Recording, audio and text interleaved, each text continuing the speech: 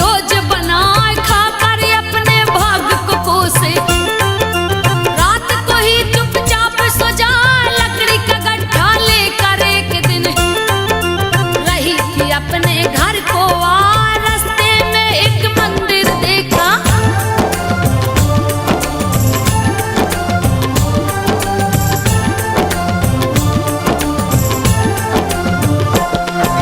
रास्ते में एक मंदिर देखा उसमें राम रही फरमान रख दिया लकड़ी का गड्ढा। घुस गई मंदिर में जा उसमें माँ की मूरत देखी। जो माता संतोषी कहा बहुत सी स्त्रियां उसने देखी। सब पूजा की थाल सजा लगी पूछने स्त्रियों से क्यों सब आरती थाल सजा फल क्या होता इससे बोली। सारी बातें दो समझा एक स्त्री ने उसे बताया।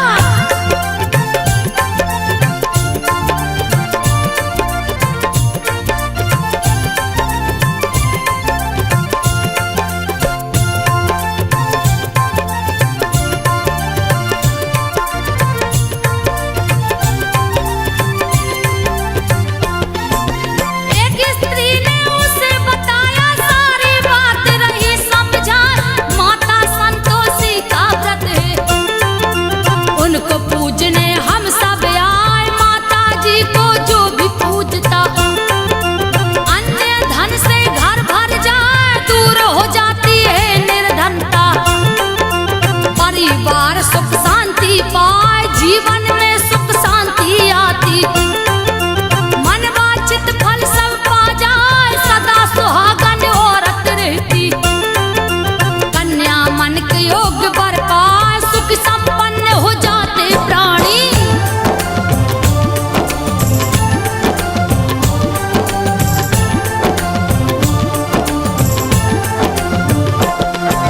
सुख संपन्न हो जाते प्राणी फलता फूलता है परिवार।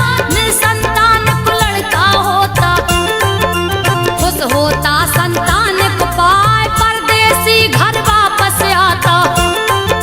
जिस पर माता होती सहाय जीत हो जाती कहीं भी रण में। सारा मुकदमा खत्म हो जाए घर का कलह नष्ट हो जाता। धन संपत्ति देती बढ़ाए संतोषी संतोष है देती। मनोकामना पूर्ण हो जाए सभी स्त्रियां उसे बताई।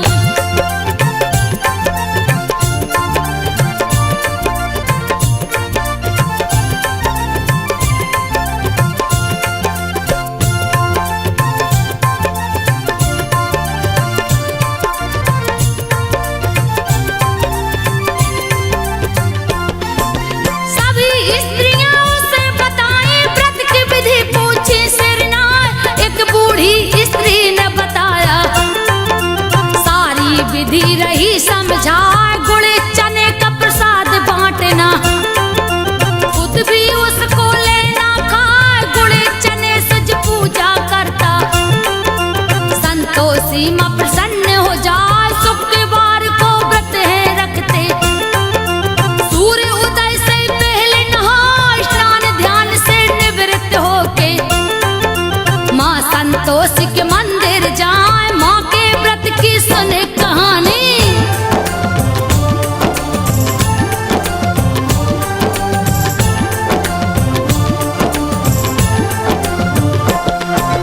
माँ के व्रत की सुनो कहानी। जा मंदिर में ध्यान लगा मंदिर में यदि जा न सको तो घर में लो मूर्ति बनवाए। मूर्ति भी घर नहीं बने तो उनका फोटो लो मंगवाए। मंदिर छोटा घर में बनाकर माता की पूजा की जाए। खट्टी चीज को खाना नहीं है परिवार भी कोई न खाए। पूछ लिया माता के व्रत को सुन के विधि गई हर साल। करूंगी व्रत संतोषी माँ का।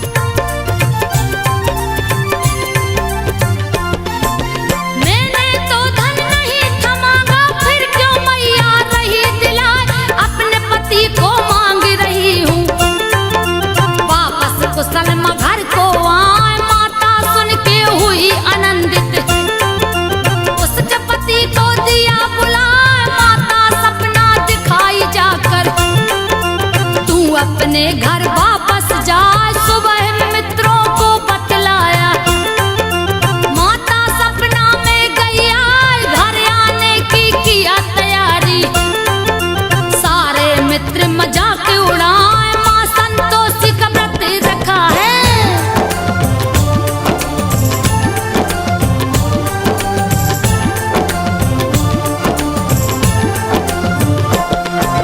माँ संतोषी का व्रत रखा है, सारा सामग्री लिया जुटाए व्रत रखा है माता जी का।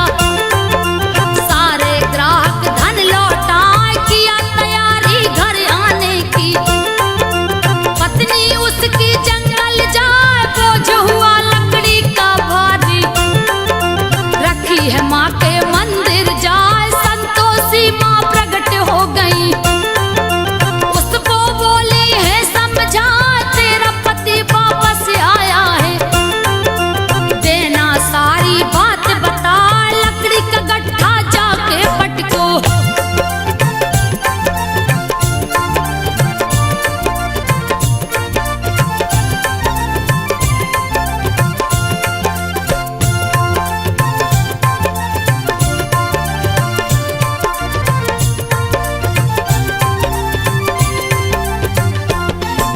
लकड़ी का गट्ठा जाके पटको, सासू से बोलो सिरनार चोकर की रोटी दो मुझको।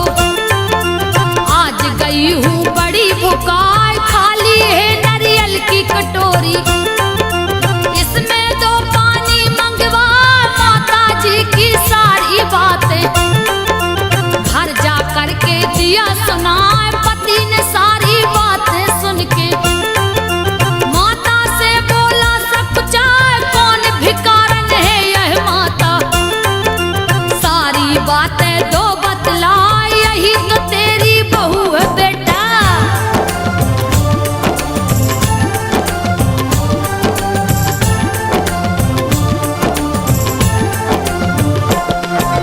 यही तो तेरी बहू है बेटा, लिया है ऐसा हाल बना। छोटा बेटा माँ से बोला चाबी दो मुझको मंगवाए, अब मैं दूसरे घर में रहूंगा। अलग मकान को लिया बना, शुक्रवार को पत्नी बोली। माँ के व्रत को लिया उठा, उसका उद्यापन करना है। पति ने दिया सामान मंगाए, माँ के कृपा से दिन पलटा है। दिया उद्यापन शुरू करा, ईर्ष्या करने लगी जिठानी।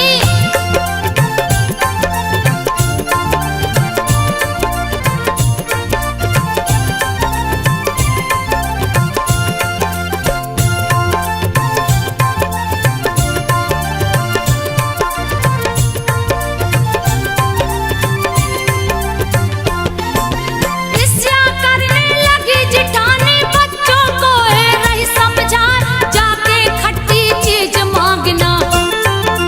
किसी बहाने लेना खाए सबको खिलाई है जैसे ही। बच्चों ने दिया मुँह को फुलाए, नहीं दिया है उसने खटाई। पैसे को दे दिया है जाए, पैसा लेकर खरीद खटाई। सभी ने लिया है मुँह से लगा, उसके पति को पकड़ ले गए। राजा के सिपाही आए, माता का व्रत भंग हो गया।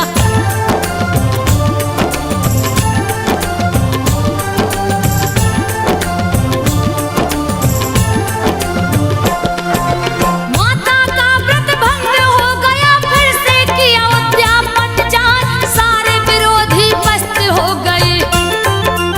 उसका पति गया